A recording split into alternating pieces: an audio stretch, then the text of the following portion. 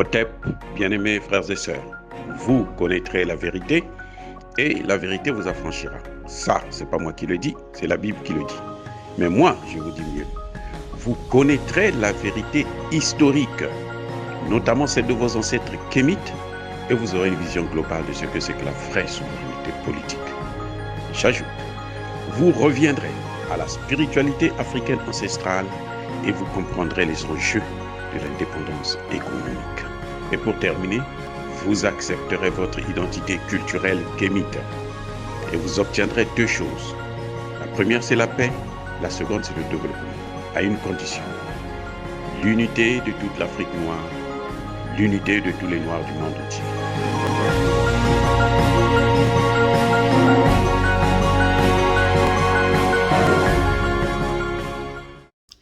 Otep à tous, bienvenue sur la chaîne des panafricanistes par essence, par conviction et par excellence.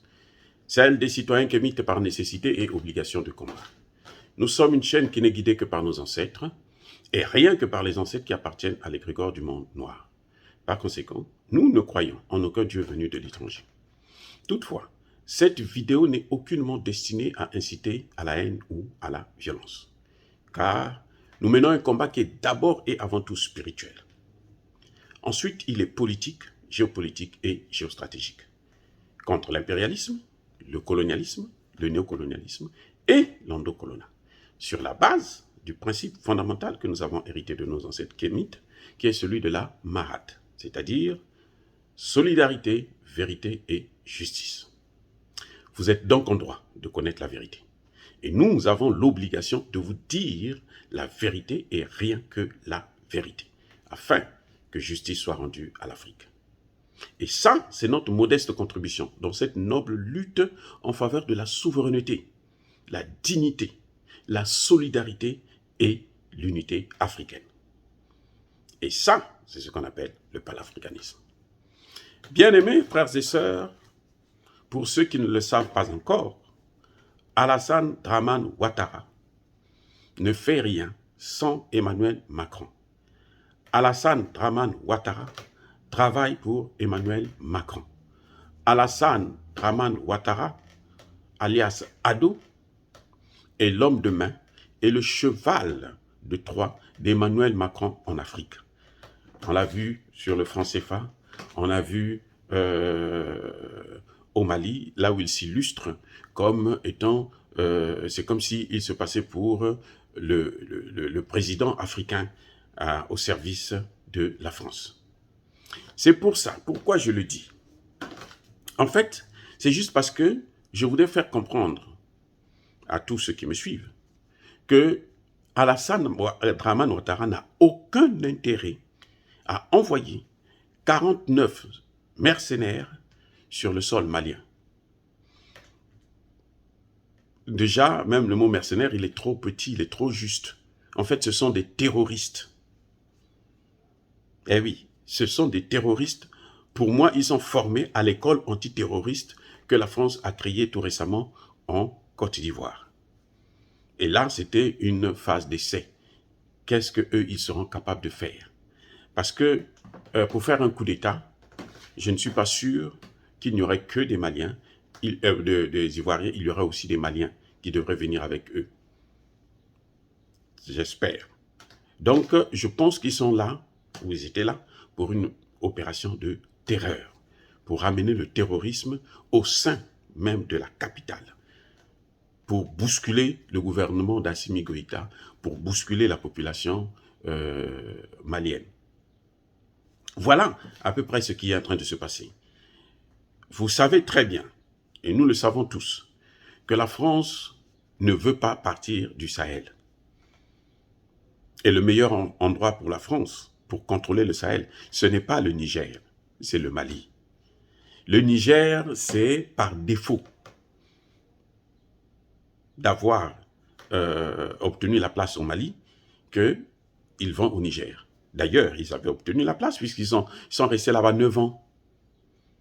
Pendant 9 ans, on a vu ce qu'ils ont fait. Le terrorisme n'a fait que augmenter, le terrorisme n'a fait que s'aggraver.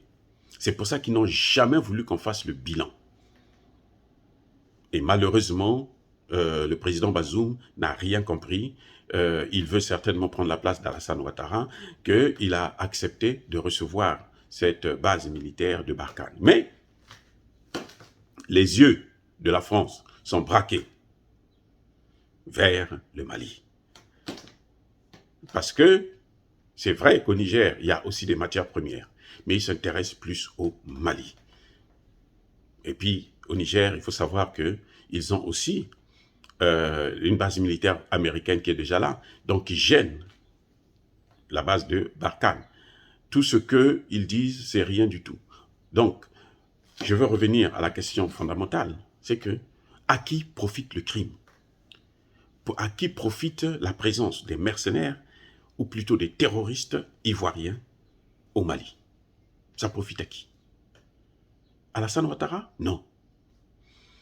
On a beau dire, critiquer Alassane Ouattara, sur tous les plans, sur sa gestion, sur son comportement avec la France, sur tous les plans, mais je ne suis pas sûr qu'Alassane Ouattara, au fond de son cœur, veut détruire le Mali, veut faire du mal au peuple malien.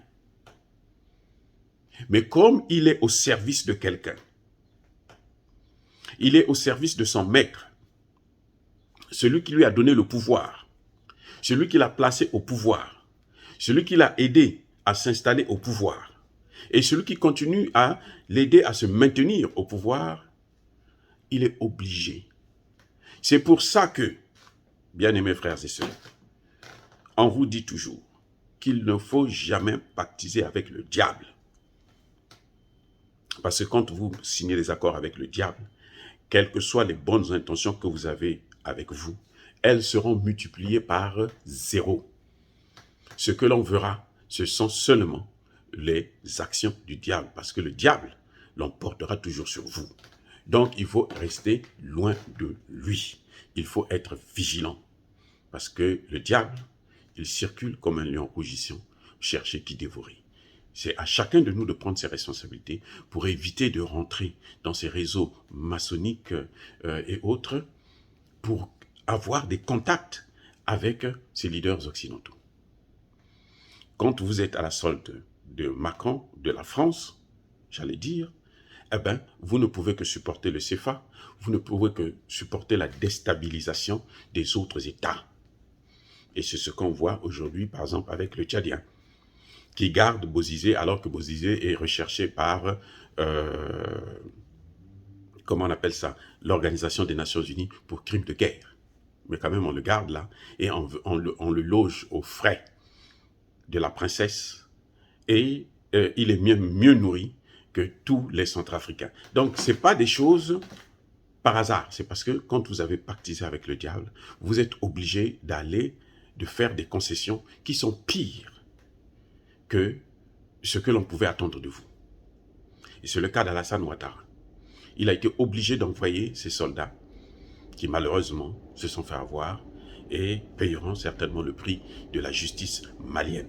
J'espère que la justice fera son travail et qu'il n'y aura aucune concession vis-à-vis des gens comme ceux-là, afin que les Africains puissent tourner la langue cette fois avant d'accepter de telles missions. Ce ne sont pas des mineurs, ce sont des grandes personnes, ce sont des personnes âgées, ce sont des personnes qui ont travaillé pour l'armée ivoirienne. Donc même si ils ont besoin d'argent, ils doivent savoir comment obtenir l'argent honnêtement que par le sang des autres. Parce qu'ils sont venus là, c'était pour faire couler le sang des Maliens. Et ça, personne ne peut le tolérer. Donc Alassane Ouattara travaille pour son maître. Alassane Ouattara est obéissant. C'est pour ça que quand il fait recours à Emmanuel Macron, c'est juste parce qu'il trouve que les choses sont devenues compliquées. Vous avez vu que Alassane Ouattara a attendu 2 jours, 48 heures, pour répondre de la situation de ses soldats. Et vous savez qu'il a des versions controversées. Pourquoi? Parce qu'il fallait attendre la position de l'Élysée. Et quand à force d'attendre, au début il a donné sa position et l'Élysée a dit le contraire, ben, il est obligé de changer sa position, d'ajuster sa position à celle de l'Élysée. Ce n'est pas la première fois, on l'a vu aussi pour le CFA. Alassane Ouattara a fait le déplacement à la demande d'Emmanuel Macron jusqu'à l'Élysée pour dire que le CFA c'est notre monnaie, les Français n'interviennent pas, nous ne voyons pas des Français dans les couloirs de la banque centrale, des banques centrales africaines qui utilisent le CFA. Mais qu'est-ce qui s'est passé après? 3 jours plus tard, 3 mois plus tôt, Emmanuel Macron est venu lui-même en Côte d'Ivoire, humilier Alassane Ouattara et proposer aux Africains ce qui est pire, qu'on ne peut jamais accepter, l'éco-Wakan. Donc, vous voyez, cette fois-ci, ça a été la même chose. Alassane Ouattara dit une chose, l'Élysée contredit, et Alassane Ouattara change de position, sans hésitation, parce que c'est un obéissant, c'est un bon élève. Mais ça ne marche plus en Afrique, parce que l'Afrique ne mérite mieux que ça. L'Afrique ne demande que sa souveraineté. L'Afrique se bat pour sa souveraineté. Cette jeunesse-là n'a plus de complexe vis-à-vis de l'Occident. Et c'est ça, mon espoir, sur cette jeunesse qui n'a plus peur de l'Occident, qui veut discuter avec l'Occident d'égal à égal. Dire cela, c'est inciter à la haine ou à la violence. Non, nous sommes une force tranquille. Ya ba colère ve, ya ma lembe. Soyez bénis par le Dieu des Kémites. J'ai dit et j'assume.